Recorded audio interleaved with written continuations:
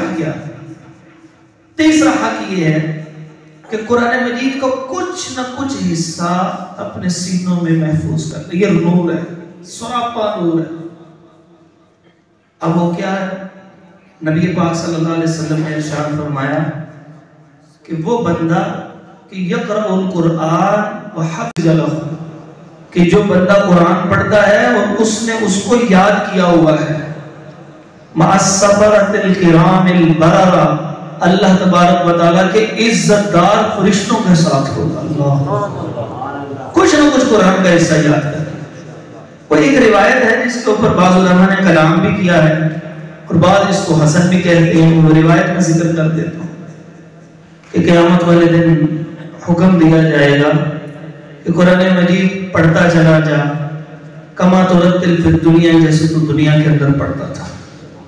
تو اگر یہ روایت درست ہے جیسے بعض علماء کے نزدیک، تو کل قیامت کے دن حکم دیا جائے گا انسان کو جتنا قرآن تجھے آتا تو پڑھتا چلا جا. اب جنت کے درجے چڑھتا چلا جائے گا، چڑھتا چلا جائے گا، اور ایک سے دوسرے درجے کی کیفیت کا اندازہ لگائے.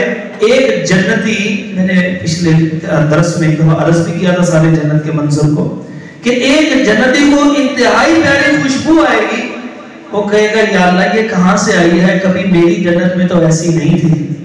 تو اس کو بتایا جائے گا تیرے سے اوپر والے جنتی نے کروٹ لی ہے، اس کے اور زمین جو جنت کی ہے اس کے درمیان سے جو خوشبو ٹوٹی ہے وہ تجھ تک آئی ہے.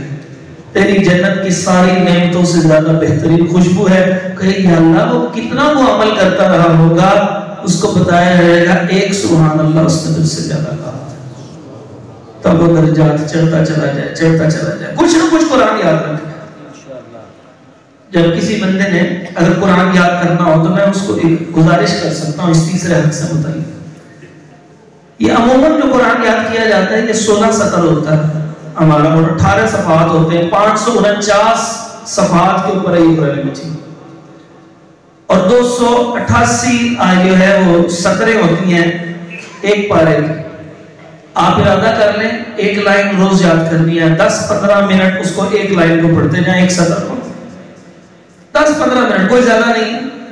وہ 10-15 منٹ پڑھتے چلے جائیں، پڑھتے چلے جائیں، پڑھتے چلے جائیں. وہ 15-20 منٹ بعد وہ ایک سطر تو یاد ہو جائے گی. اللہ نے اتنا تو حافظہ دیا ہوتا ہے، سب کچھ یاد ہوتا ہے. کسی سے کتنے پیسے لینے سب کچھ یاد ہوتا ہے. کسی نے کون سا ظلم کسی وقت کیا تھا، میں نے فلاں بندے کی طرف نہیں جا رہا تھا. کیا ہوا ابا جی؟ ابا جی کہتے ہیں جی میں جوانی میں اس نے میرے ساتھ یہ سلوک کیا، میں اس کی طرف گیا، اس نے یوں کیا، میری طرف آیا میں نے یوں کیا. ملے اس کو ساری کہانی سنائے گا، 2 گھنٹے گزر جائیں گے، ایک بات بھی نہیں بھولا ہوگا. لیکن جب قرآن یاد کرنے کی باری ہے، اس شیطان کا ایک وسوسہ ہے، تجھے یاد نہیں ہوگا. کسی کو زیادہ ہوگا، کسی کو کم ہوگا، ہوگا سب کو. ہمارے ایک دوست ہیں وہاں پر گجرانوالہ کے اندر، وہ سارے کے سارے بھائی حافظ قرآن ہے ماشاءاللہ، اور اکثر ان میں سے عالم دین بھی.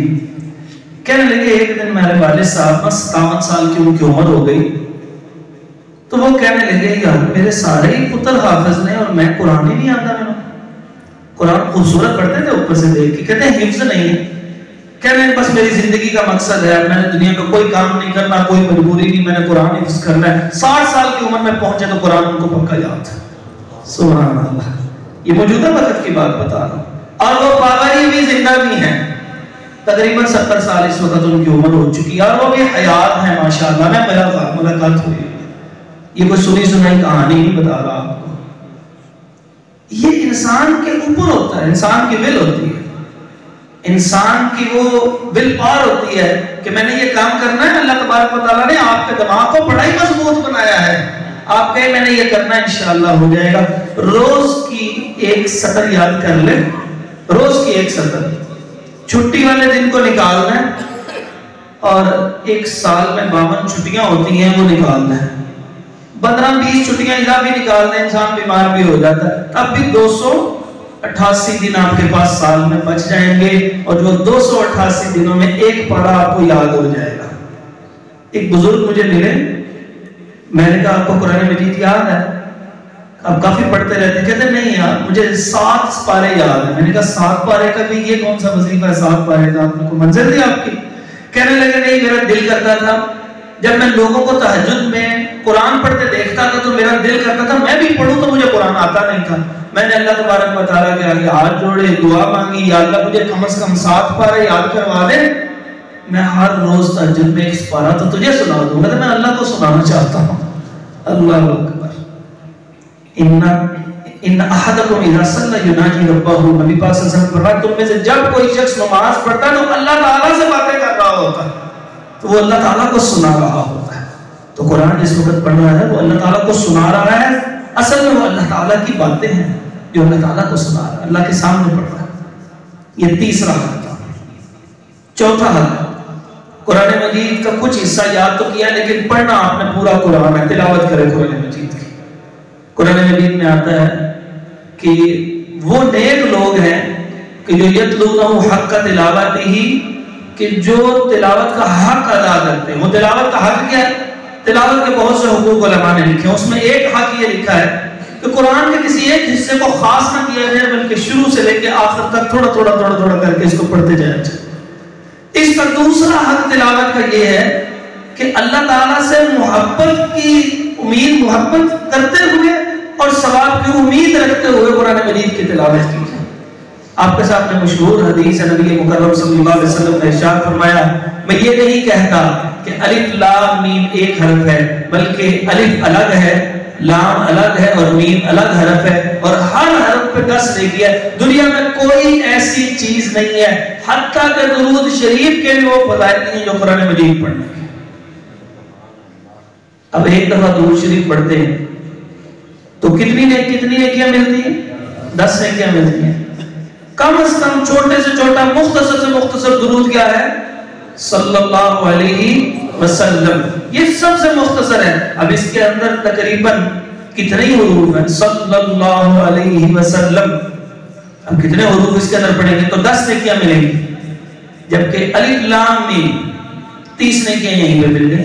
اللہ کا کلام ہے، وہ جو اللہ کا کلام ہے اس سے وہ جو نیکی، جو ایک نیکی کی خاطر کرنے کل قیامت کے دن انسان ترسے گا، وہ آج پوری کرنے کی کوشش کرے، روز پڑھنے کی کوشش کرے۔ تقریباً سورۃ الفاتحہ کے 147 تقریباً کم و بیش حروف ہیں۔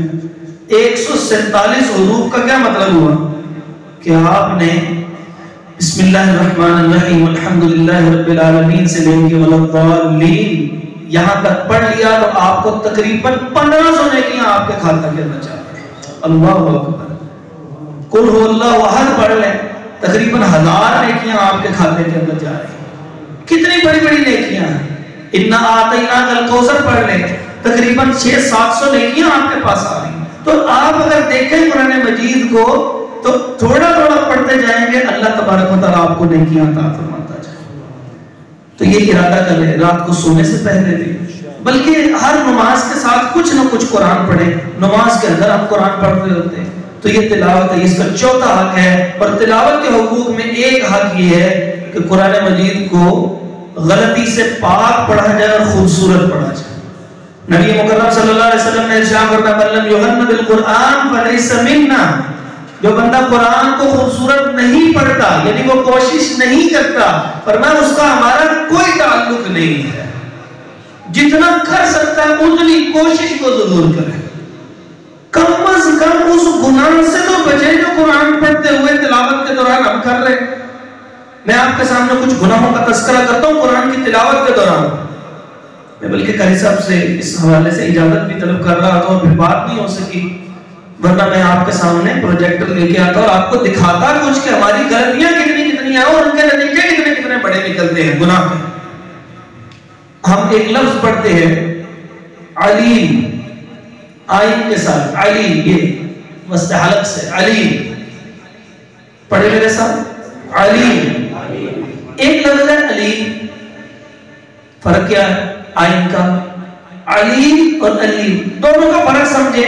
علیم اللہ تعالیٰ کی صفت آئی ہے قرآن مجید، اللہ تعالیٰ کی صفت ہے، اور علیم جہنم کی صفت آئی ہے۔ اگر جہنم کی صفت پہ اللہ تعالیٰ کی صفت لگا دے یا اللہ تعالیٰ کی صفت کی جگہ جہنم کی صفت پڑھ دیں تو یہ تو کفر ہو جائے گا۔ علیم علیم فرق سمجھ لیں۔ کتنا مختصر ہے کہ آپ آئیں یہاں پہ اور مسجدوں کو آباد کریں اور قاری صاحب سے سیکھیں۔ یہ چند حروف ہیں، صرف چند حروف کو ٹھیک کر لیں تو وہ جو پڑھتے ہوئے گناہ کی طرف جا رہے ہیں وہ ثواب کی طرف آنا شروع ہو جائے. مثلا ایک حرف ہے، پہلے ہی حرف پڑھتے ہیں سورۃ فاتحہ میں، بسم اللہ کے بعد کیا پڑھتے ہیں؟ سنائیے، الحمدللہ. یہ بھی وسط حلق سے الحمدللہ الحمدللہ، دو تین دفعہ پڑھیں الحمدللہ. تمام تعریفیں اللہ کے لیے. اور الحمدللہ پنجابی میں پتا آپ کو اس کا کیا ترجمہ؟ تمام بربادی اللہ کے لیے، نعوذ باللہ، تباہی اللہ کے لیے. یہ کتنا عجیب ترجمہ بن گیا. اس کا مطلب یہ نہیں ہے کہ قرآن پڑھنا چھوڑ دینا ہے، اس کا مطلب یہ ہے کہ مسجدیں آباد کرنی ہیں، یہاں جو موجود افراد ہیں ان سے قرآن سیکھنے کی کوشش کرنی ہے. یہ تقریباً 14 کے قریب حروف ہیں، صرف ان کی اصلاح کر لیں تو آپ کا قرآن بہتر ہونا شروع ہو جائے گا.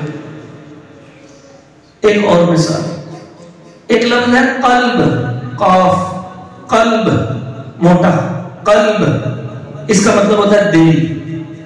ایک ہے قلب، قلب کا مطلب ہوتا ہے کتا. اب کہاں قلب ہے کہاں قلب ہے، زمین و آسمان کا فرق ہے. اللہ نے ایک جگہ کتے کی مثال قرآن میں دی ہے، اب وہاں پہ اس لفظ کو ہم دل بنا دیں، اور جہاں دل کی مثال دی ہے وہاں پر ہم کتا بنا دیں تو زمین و آسمان کا فرق بن جائے گا. قرآن کے ساتھ ایک تمسخر کر رہے ہیں جو پوری قوم کر رہی ہے. اگر بچہ انگریزی میں کوئی لفظ غلط بول لے تو اس کی جان کھا لیتے ہیں پورے. کہتے ہیں آپ کو نالج نہیں ہے، اور نالج کی جگہ تو نالج پڑھ لے. کہتے ہو نالج پڑھ رہا ہے، تجھے سمجھ نہیں آتی. یہ لفظ ایسے نہیں ہوتا، یہ نالج ہوتا ہے. کہ نہیں پڑھتے، کہ سائلنٹ ہے. تو نے کس سکول میں پڑھا ہے، وہاں پہ کسی کو عقل نہیں سکھایا نہیں کسی نے تجھے کہ ایسا لفظ نہیں پڑھتے. نالج اور کنالج صرف ادائیگی میں فرق ہے، ایک صحیح ہے ایک غلط ہے. گناہ نہیں ہوگا کوئی بھی، لیکن اگر قلب اور قلب، حمد اور حمد، علیم اور علیم تبدیل کر دیں گے تو گناہ بعض اوقات کبیرہ گناہ میں بدل جائے گا. اس کو سیکھنے کی کوشش کریں.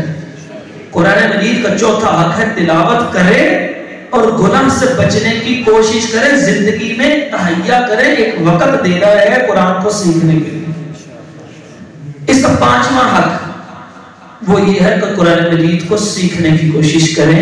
پڑھنے کے علاوہ، تلاوت کے علاوہ سمجھنا. اللہ تبارک و تعالیٰ نے قرآن مجید پڑھنے کے لیے بھی اس کو دیا ہے، لیکن جو یہ جس کام کے لیے نازل کیا ہے وہ سمجھنے کے لیے نازل کیا ہے. آپ اس کی مثال ذرا سمجھیے. ایک بندہ عمرہ کرنے جاتا ہے، مکہ کے اندر اس کا بھائی رہتا ہے سگا. اب اگر وہ بندہ اپنے سگے بھائی سے مل ہی ملتا اور عمرہ کر کے واپس آ جاتا تو لوگ کہتے ہیں یار تو نے غلط کام کیا، اتنی دور گیا ہے تو بھائی سے بھی ملا تھا، تو نے غلط کام کیا، اس کو مل کے آنا چاہیے تھا. لیکن اگر وہ بندہ اپنے بھائی سے ملتا ہے، گھر سے احرام باندھتا ہے، مکہ پہنچتا ہے، وہاں پہ بھائی سے ملتا ہے، 2-3 راتیں رہتا ہے، واپسی آ جاتا ہے اور عمرہ نہیں کرتے، ساری دنیا اس کو کیا کہے گی؟ یہ بے وقوف انسان ہے، جس مقصد کے لیے گیا تھا وہ مقصد بھی پورا نہیں کیا. اللہ تبارک و تعالیٰ نے قرآن مجید کی تلاوت کو اضافی فوائد کے ساتھ دیا ہے، اور وہ اضافی فوائد کتنے ہیں کہ ایک حرف پہ 10 نیکیاں ہیں. جو اس کا مقصد تھا نازل کرنے کا، وہ مقصد تو یہ تھا کہ قرآن کو سیکھا جائے. ہم وہی مثال ہے کہ اگر 1000 کا سوٹ جو ہے وہ 1200 میں ہم نے سیل کر دیا اور گاہک سے 200 لے کے خوش ہو گئے، اور جب والد صاحب نے کہا جی 200 روپیہ کمائی کیا، ہم کہتے ہیں والد صاحب پوچھتے ہیں بیٹا 200 تو آ گیا ہے 1200 میں، وہ جو 1000 کا ہم نے سوٹ خریدا تھا جسے تو نے 1200 میں بیچا وہ 1000 کدھر ہے؟ وہ کہے گا جی وہ 1000 چھوڑ دیا، نفع لے لیا میں. تو والد صاحب کیا کہیں گے؟ بہت اچھا کام کیا. وہ کہیں گے نفع چھوڑ دیتا لیکن کم از کم اصل تو لے لیتا. قرآن مجید کی تلاوت وہ صرف وہ 200 کا فائدہ دے رہی ہے، اور قرآن مجید کی سمجھ وہ 1000 کا فائدہ دے رہی ہے. اصل چیز جس کے لیے اللہ نے قرآن نازل کیا تھا وہ یہ تھا اس قرآن کو سمجھو. جب سمجھنا ہی نہیں قرآن کو تو اصل اس نے کیا کرنا ہے؟ عذاب کی آیتیں چل رہی ہوتی ہیں، قاری صاحب پڑھ رہے ہیں القارعہ مالقارعہ وما ادراک مالقارعہ. پتہ نہیں لگ رہا کیا کر رہے ہیں. میں نے ذکر کیا تھا قاریہ کیسے کہتے ہیں؟ کھڑکھڑاہٹ کو. ہر چیز تباہ ہو رہی ہوگی قیامت کے دن، پہاڑ آپس میں ٹکرا رہے ہوں گے، اس ٹکرانے کو کھڑکھڑاہٹ اللہ نے القارعہ کہا ہے، پیچھے سننے والے کو کچھ پتہ نہیں لگ رہا وہ کیا کہہ رہا ہے، وہ سن تو رہا ہے، حق پورا کر رہا ہے۔ دوسرا حق تھا قرآن کی تلاوت کو سننا، پہلا کیا تھا ایمان لانا، دوسرا کیا تھا سننا، تیسرا کیا تھا کچھ قرآن کا حصہ یاد کرنا ہے۔ دوسرا حق تو پورا کر رہا ہے، لیکن جس مقصد کے لیے قرآن نازل ہوا تھا، قرآن مجید کو سمجھنا، یہ اس سے دور ہوا۔ اب رمضان میں بیٹھتے ایک دوسرے سے پوچھتے ہیں کتنا قرآن مجید پڑھ لیا ہے؟ میں نے 5 پارے پڑھ لیے، میں نے 8 پڑھے، میں روز کے 2 پڑھ رہا ہوں۔ آخر میں جا کر کتنے میں نے 4 قرآن مجید پڑھ لیے، پتہ لگا؟ پتہ تو کوئی نہیں لگا، لیکن پڑھتا چلا جا رہا، اس لیے زندگی کے اوپر اثر نہیں ہو رہا۔ زندگی کا اثر کس زمانے میں ہوگا؟ کہ جب قرآن مجید کو سمجھنا شروع کر دیں گے، قرآن مجید کے لیے ترجمہ کلاسوں کو آباد کرنا شروع کر دیں گے، دروس پھر بھی آباد ہو جاتے ہیں۔ ترجمہ کلاس جس کی سب سے زیادہ انسان کے لیے اہمیت ہونی چاہیے تھی قرآن کو سیکھنے کے لیے، تو جی کتنی ترجمہ کلاس؟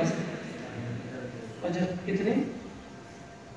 8-10 افراد، 10-15 20 افراد، مجھے ایک جگہ معلوم ہوا 40 افراد، میں بہت خوش ہوا، میں نے مبارکباد دی، فجر کے بعد 40 افراد آتے ہیں۔ اب ماشاءاللہ کتنے افراد ہیں سیکھنے کے لیے؟ اگر یہ ترجمہ یہاں پہ آنا شروع کر دیں، یقین مانیں اتنے سالوں کے درس کی ساری طلب پوری ہو جائے جس کے لیے آپ کو بلایا جاتا ہے۔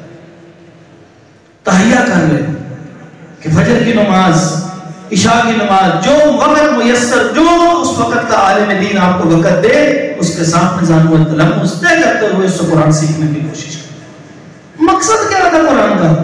قرآن کا مقصد اللہ تعالیٰ نے کل قیامت کے دن پوچھ لیا، تمہارے پاس قرآن بھیجا تھا، اس کا جو بنیادی مقصد تھا وہ قرآن سیکھنے کا، تم نے وہ پورا کیا؟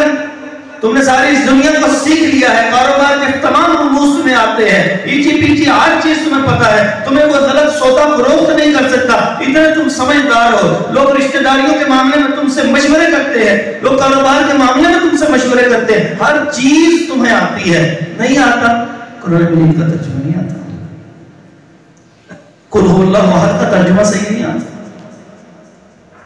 سورۃ الفاتحہ کا ترجمہ نہیں آتا، پورے قرآن کی تو بڑی دور کی بات رہ گئی۔ یہ وہ صورتیں ہیں کہ جو ہم عام پڑھتے ہیں اور ان کا ترجمہ بھی ہمیں نہیں آتا، اصل اس وجہ سے نہیں ہو رہا۔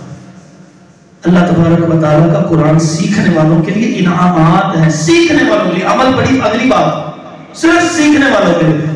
نبی پاک صلی اللہ علیہ وآلہ وسلم نے ان لوگوں کو دنیا کے بہترین انسان گردانا ہے جو قرآن سیکھتے ہیں۔ خیرکم من تعلم القرآن وعلمہ، تم میں سے بہترین وہ نہیں ہے جس کے پاس 10 کنال کا گھر ہو، تم میں بہترین وہ نہیں ہے جو لینڈ کروزر کے اندر آتا جاتا ہو، تم میں سے بہترین وہ نہیں ہے کہ جو بہترین FCPS کیا ہوا ڈاکٹر ہے، تم میں سے بہترین وہ نہیں ہے کہ جو وقت کا وزیر اعظم ہو یا وزیر اعلیٰ ہو یا DCO ہو یا کمشنر ہو یا کسی اچھے بڑے عہدے کے اوپر فائز ہو یا اپنے علاقے کا چودھری ہو یا اپنے علاقے کا سب سے امیر انسان ہو یا سب سے خوبصورت انسان ہو۔ اللہ کے نبی صلی اللہ علیہ وسلم فرماتے ہیں خیرکم من تعلم القرآن وعلمہ، تم میں سے بہترین وہ جو قرآن سیکھتا اور سکھاتا۔ بس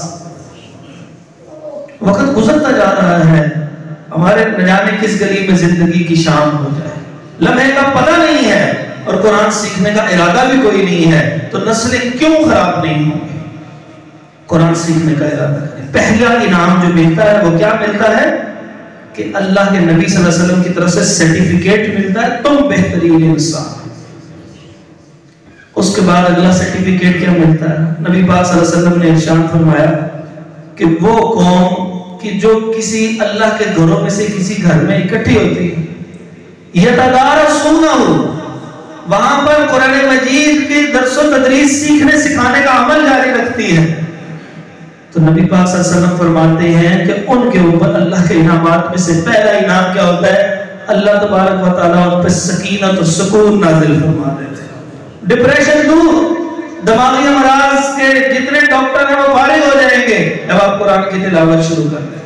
قرآن کو سیکھنا شروع کر دیں گے، اللہ تعالیٰ قرآن مجید میں ارشاد فرماتے ہیں الا بذکر اللہ تطمئن القلوب، جان لو اللہ کی یاد میں، اللہ کے ذکر میں دلوں کا اطمینان ہے۔ اور ذکر کیا چیز ہے؟ سورۃ الحجر کی آیت نمبر 9 میں اللہ فرماتے ہیں انا نحن نزلنا الذکر وانا له لحافظون، اللہ نے قرآن مجید کو الذکر فرمایا۔ الا بذکر اللہ تطمئن القلوب، قرآن مجید کی تلاوت بھی اس کے اندر ہی آتی ہے۔ سبحان اللہ، الحمدللہ، اللہ اکبر اس میں آتا ہے، نماز پڑھنا بھی اس میں آتا ہے، تو قرآن مجید کی تلاوت بھی اسی کے اندر آتی ہے۔ قرآن مجید کی تلاوت کرتے چلے جائیں، ڈپریشن دور ہوتا چلا جائے گا، اور اس وقت کہ جب آپ کو سمجھ آ رہی ہوگی، جب سمجھ آئے گی پھر یہ سارے معاملات صحیح طور پہ ہوں۔ اگلا انعام کیا ہوگا؟ فرمایا اس کے اوپر فرشتے جو ہیں اس کو رحمت ڈھانپ لیتی ہے۔ اللہ اکبر، اللہ کی رحمت ڈھانپ لے۔ ہم دوسروں کہتے ہیں ارے میرے لیے دعا کرنا، ہر دوسرے بندے کو کہہ رہے ہوتے ہیں دعا کرنا، کبھی بھی نہیں دیکھتے کہ وہ اگلا بندہ چاہے نشئی ہو تو اس کو بابا جی کو بھی 100 روپے دے گا، بابا جی میرے واسطے دعا کرنا۔ ہم اتنے زیادہ دعا کے حریص ہوتے ہیں، لیکن اس دعا کی حرص کے باوجود بھی ہم وہ اعمال نہیں کرتے کہ جن سے واقعی اللہ کی رحمت آ جائے۔ لفظ کہتے ہیں یا اللہ رحم فرمائی، یا اللہ رحم فرمائی، یا اللہ رحم فرمائی۔ ابھی چند دن پہلے زلزلہ آیا تھا، چند دن ہوئے ہیں، اس وقت زبانوں سے بے ساختہ کیا نکلا تھا؟ یا اللہ رحم فرما دے، کہتے تھے نا، کہا تھا نا۔ وہ چند لمحات کا زلزلہ ہے، 2005 کا زلزلہ بھی یاد ہوگا آپ لوگوں کو، 8 اکتوبر 2005، 1 منٹ 12 سیکنڈ کا زلزلہ، دنیا تہس نہس ہو گئی، 1.25 لاکھ بندہ فوت ہوئے اس زلزلے میں، 1.25 لاکھ بندہ، کہنے کی بات ہوتی ہے، لاشیں تک غائب ہو گئی زمین کے اندر، دھنس کے علاقہ پورے کا پورا۔ ہو سکتا ہے وہ ہم ہوتے رحمت رحمت، یا اللہ رحم فرما، یا اللہ، اللہ کے نبی صلی اللہ علیہ وسلم فرماتے ہیں رحم چاہتے ہو مسجدوں کے اندر آؤ، مسجدوں کو آباد کرو، وہاں پر اللہ کی کتاب کو سیکھو، پھر اللہ تعالیٰ سکون بھی دے گا، ڈپریشن ختم ہوگا، رحمت تمہیں ڈھانپ لے گی، اور فرشتے تمہیں جو ہے وہ گھیر لیں گے، فرشتے تمہیں گھیر لیں گے۔ یہ اللہ تعالیٰ کی طرف سے کتنے انعامات ملتے ہیں اس بندے کے لیے جو قرآن سیکھنے کی کوشش کرتا ہے، اور جو قرآن سیکھنے کی کوشش نہیں کرتا اللہ تعالیٰ ناراض ہو کے ارشاد فرماتے ہیں فَلَا يَتَدَبَّرُونَ الْقُرْآنَ أَمْ عَلَىٰ قُلُوبٍ أَقْفَالُهَا، تم قرآن پر غور کیوں نہیں کرتے؟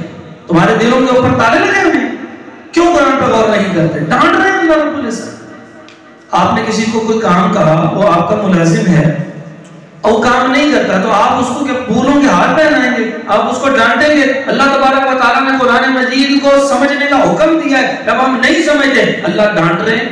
ہمارا قلوب اقفال، تالا پڑا ہو تمہارے دلوں میں، تمہیں سمجھ نہیں آتی، تمہیں اللہ تعالیٰ نے دل دیے تھے، تم اس سے سمجھنے کی کوشش نہیں کرتے، آنکھ دی تھی اس سے دیکھنے کی کوشش نہیں کرتے، کان دیے تو اس سے سننے کی کوشش نہیں کرتے، پھر کیا فائدہ ہے ان آنکھوں کا، ان کانوں کا، ان دلوں کا، اس سوچنے سمجھنے کی صلاحیت کا؟ اس سے بہتر تو وہ مجنون تھا اس کے پاس یہ چیزیں نہیں تھی۔ کل قیامت کے دن کہہ تو سکے گا نہیں، یا اللہ مجھے تو سمجھ نہیں آتی، میں کیا کرتا؟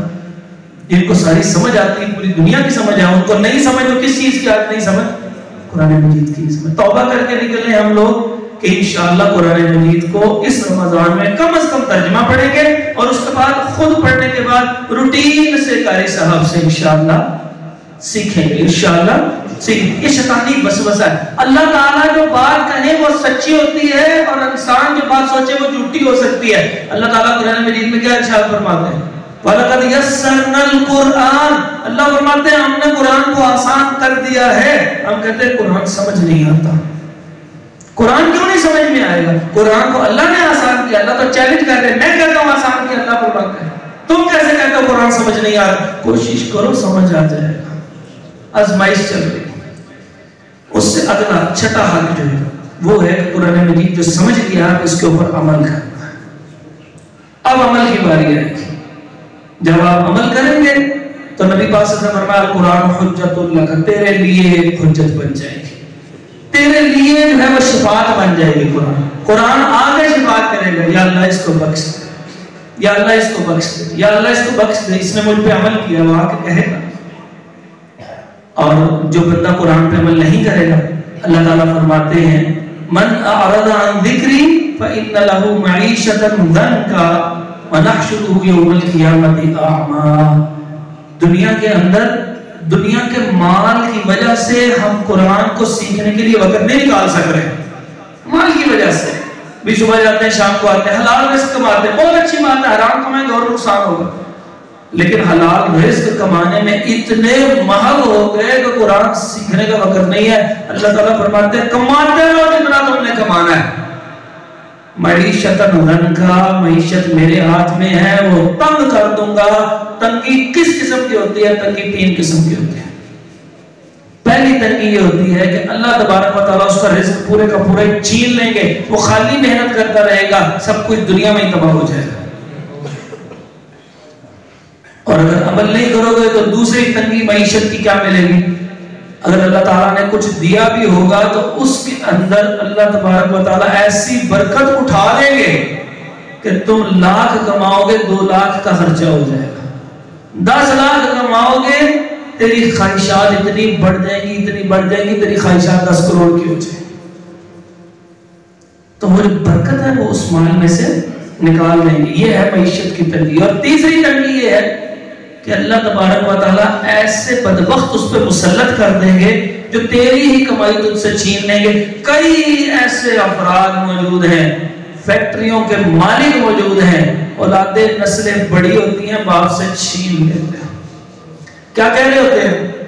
ابا جی حصے دے دو ساڈے، کہتے ہیں کہ نہیں کہتے؟ سنا آپ لوگوں نے؟ حصے دے دیں، زندگی میں حصہ مانگ رہے ہیں۔ زندگی میں حصہ تو ہوتا ہی نہیں ہے، جیسے زندگی میں جنازہ نہیں ہوتا، زندگی میں وراثت بھی نہیں ہوتی۔ کون سا حصہ؟ لیکن اللہ فرماتے ہیں من اعرض عن ذکری فإن له معیشۃ ضنکا۔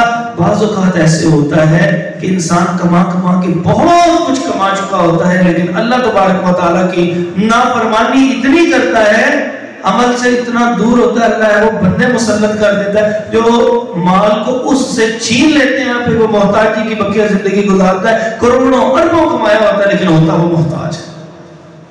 ڈاکٹر کہتا ہے کولیسٹرول کا مسئلہ، کھانا کچھ نہیں ہے، آپ اتنا کمایا کھانا کچھ نہیں ہے۔ لینڈ کروزر 2 لی ہوئی ہے، 3 گاڑیاں اور گھر میں کھڑی ہیں، صبح واک کے لیے جاتا ہے، ڈرائیور گاڑی چلا رہا ہے، خود پیدل چل رہا ہے۔ اللہ تبارک و تعالیٰ معیشت ضنکا، صرف اللہ رب العزت نے رزق کم نہیں کیا، رزق زیادہ دے دیا، اللہ تعالیٰ نے استعمال کی توفیق چھین لیا اس سے۔ یہ بھی معیشت ضنکا۔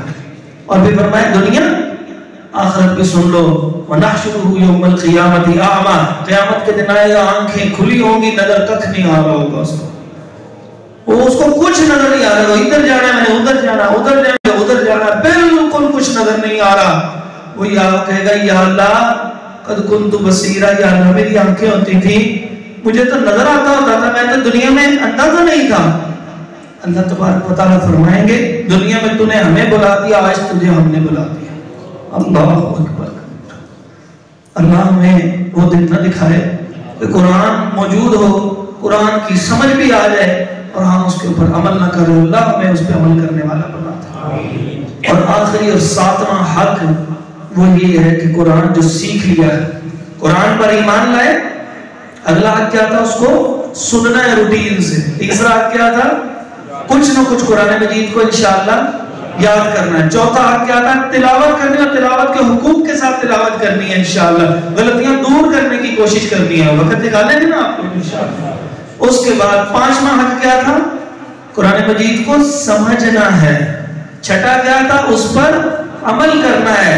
اب یہاں تک معاملہ ختم نہیں ہوا، بلکہ معاملہ اس سے آگے چلے گا۔ جو سمجھ لیا ہے، جو عمل کر رہے ہو، اب لوگوں کو بتانا بھی آپ کی ذمہ داری ہو جائے گی۔ بنی اسرائیل کے 3 گروہوں میں سے 2 کو برباد کر دیا گیا تھا، ان میں سے ایک نیک بھی تھا، وہ تھا جو لوگوں کو روکتا نہیں تھا برائی سے، اس کو بھی تباہ و برباد کر دیا گیا تھا۔ آپ نے اگر عمل کرنا ہے تو صرف عمل نہیں کرنا، لوگوں کی باتیں سننے کو ملے گی۔ وَتَوَاصَوْا بِالْحَقِّ، آپ کو اس حق بات کی آگے وصیت کرنی ہے۔ اس کا اصل مطلب یہ تھا ایک دوسرے کو حق بات کی وصیت کرنا، ایک دوسرے کو کرتے ہیں۔ کسی دن میں بھول جاؤں گا، مجھے بتائیں، کسی دن آپ بھول جائیں گے، میں آپ کو بتاؤں، ایک دوسرے کو سمجھنا سمجھانے کا عمل چلتا رہے، یہ تبلیغ چلتی رہے۔ یہ ختم نبوت کا بھی تقاضا ہے، قرآن مجید کو سمجھیں، اس پہ عمل کریں، تلاوت کریں، سنیں، اس کو یاد کریں، اس پر ایمان لائیں اور لوگوں تک اس کو پہنچائیں۔ یہ 7 حقوق ہیں۔ اللہ تبارک و تعالی ہمیں ان حقوق کو ادا کرنے کی توفیق عطا فرما دے۔ اقول قولی ھذا استغفر اللہ لی و لکم۔